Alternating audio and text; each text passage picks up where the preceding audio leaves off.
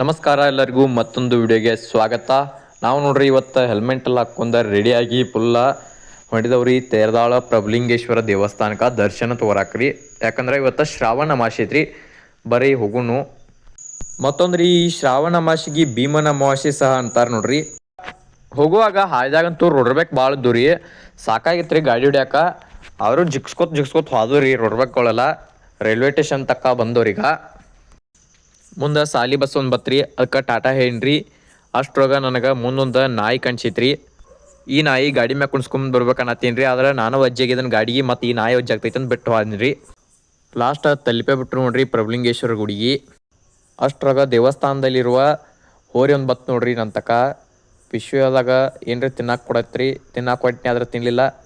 ಆದ್ರೆ ನನ್ನ ಹ್ಯಾಕ್ ಬರದತ್ರಿ ನೋಡ್ರಿ. ಪ್ರಭುಲಿಂಗೇಶ್ವರ ಗುಡಿಯಾಗ ಊಟ ಅಂತೂ ತಯಾರಾಗೈತ್ರಿ. ಮಂಡಗಣ್ರಿ ಪ್ರತಿ ಅಮಾವಾಸ್ಯೆಲಿ ಅನ್ನದಾಸೋಹ ಇರ್ತೈತ್ರಿ. ಇದನ್ನೆಲ್ಲ ಮುಗಿಸ್ಕೊಂಡು ನಾವು ದರ್ಶನಕ್ಕೆ ಹೋದ್ರಿ. ದರ್ಶನ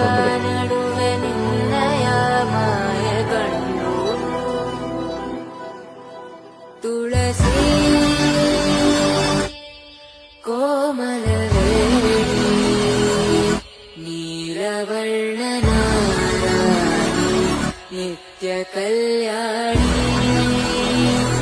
ಏಳಮ್ಮ ತುಳಸಿ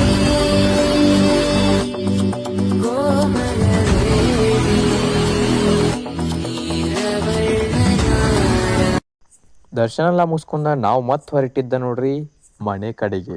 ಇದಾಗಿತ್ರಿ ಇವತ್ತಿನ ವಿಡಿಯೋ ಇಷ್ಟ ಆದ್ರೆ ಲೈಕ್ ಮಾಡಿರಿ, ಫಾಲೋ ಮಾಡಿರಿ, ಸಪೋರ್ಟ್ ಮಾಡಿರಿ.